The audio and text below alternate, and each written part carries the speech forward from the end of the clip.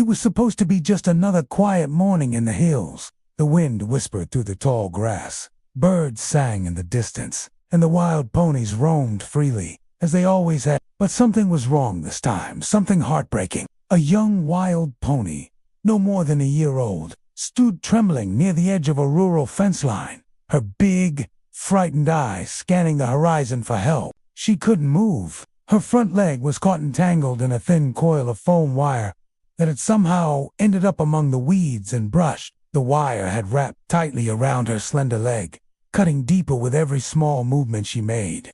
And now, every attempt to break free only made things worse. Locals had spotted her earlier from a distance, thinking she was grazing, but after a while, someone realized she hadn't moved an inch. A good-hearted hiker named Carolyn decided to get closer, her concern rising with every step. As she approached, her heart sank. The young pony let out a soft, panicked snort and tried to step back, but the wire yanked at her leg mercilessly. Blood had already soaked her fur. This wasn't just a snag. This was a life-or-death situation. Caroline called for help immediately. Her voice shook as she described what she saw to the local animal rescue team. Within minutes, they dispatched volunteers, including a wildlife vet and an equine specialist. But time wasn't on their side. The wire was old but strong, left over from a long-abandoned phone line, likely snapped in a storm and hidden in the brush. It had formed a cruel trap, one that could end a young life before it even truly began. As the rescue team rushed in with medical supplies, cutters, and calm voices, the pony grew increasingly agitated. She didn't understand they were there to help. Pain and panic clouded her instincts. Every tug from her leg made her cry out softly, and the rescuers knew that one wrong move could snap the wire tighter or break her fragile leg entirely. One of the team members, named Jordan, stepped forward and knelt low. He spoke gently to her, his voice barely above a whisper. "Hey there, sweetheart. We've got you. You're not alone anymore." Slowly, he reached out, not to touch her just yet, but to show her he wasn't a threat. And in that still, breathless moment, something incredible happened. The pony stopped struggling. She looked into Jordan's eyes and blinked. Maybe she saw something she could trust.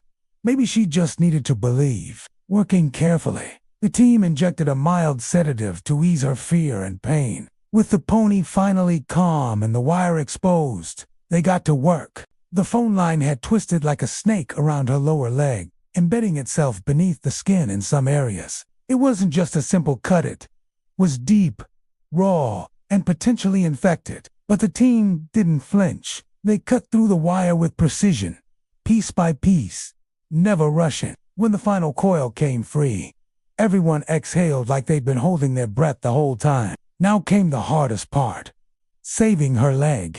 The wound was cleaned gently but thoroughly, bandaged tightly to stop the bleeding. The vet estimated the wire had been cutting into her for at least a day, maybe more. Infection was a serious risk. They lifted her carefully into a transport trailer, her limp body finally free from the trap, but not yet out of danger. She would need intensive care, antibiotics, and most of all time at the rescue center.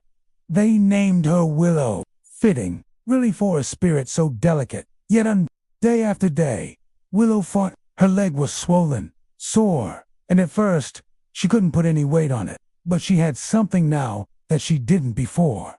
People who believed in her. Volunteers took shifts around the clock, hand-feeding her, talking to her, keeping her company. And little by little, the pain faded. Her eyes, once filled with fear, began to sparkle with curiosity. She nuzzled hands, chased after apples, and even started to trust the strange two-legged creatures who had shown her that not all things in the world wanted to hurt her. But her journey didn't end there. The vet wasn't sure if she'd ever run again, let alone rejoin the wild. There was ligament damage and a risk of permanent stiffness. But Willow had already proven something. She was stronger than anyone thought. Within weeks, she was putting weight on the leg, and not long after, she was trotting across the paddock, tail high, spirit unbroken. News of her rescue spread through the town and beyond. People who had never even seen a wild pony before sent donations, letters, even poems. Children drew pictures of her, calling her the brave little pony who beat the wire. One letter simply read, "You survived what many would have given up on. You inspire me." Willow was still healing when she met another rescue pony, an older mare who had been injured in a vehicle accident. The two bonded almost instantly. They stood side by side in the fields, sharing hay and nuzzles, like old friends who knew what it meant to survive. The question came up again. Should Willow be released back into the wild, or was she safer here, where humans could always help if needed? In the end, the decision was made with her well-being in mind. She would remain at the sanctuary, living among other rescued horses and ponies. She had a home now, one she never had to fear leaving or losing. Every time someone new visits the sanctuary and sees her trotting by, they're told her story about the wire, the wound, the rescue, and the will to keep going, even when everything seemed lost. And as people look into her eyes, they don't see a victim. They see hope. They see what happens when compassion meets courage. There are thousands of forgotten phone wires lying hidden across our landscape's silent dangers waiting in the grass. But there are also thousands of Willow's innocent animals, caught in situations they didn't create. This story isn't just about one rescue. It's a reminder that we have a duty to protect the voiceless, to clean up what we've left behind, to stay alert, and to act when something isn't right. And if this young pony, barely old enough to survive on her own, could endure what she did and still come out of it with love in her eyes, then maybe there's hope for all of us. Willow now runs with her own kind. She may not return to the wild, but she has found freedom in her own way, no longer trapped, no longer afraid, and all because someone cared enough to stop, to call, and to believe that her life was worth saving. If this story touched your heart, please consider liking this video and subscribing to our channel. Your support helps us keep telling these incredible rescue stories. Every share, every comment, every kind word spreads awareness and helps more animals like Willow get the second chance they deserve.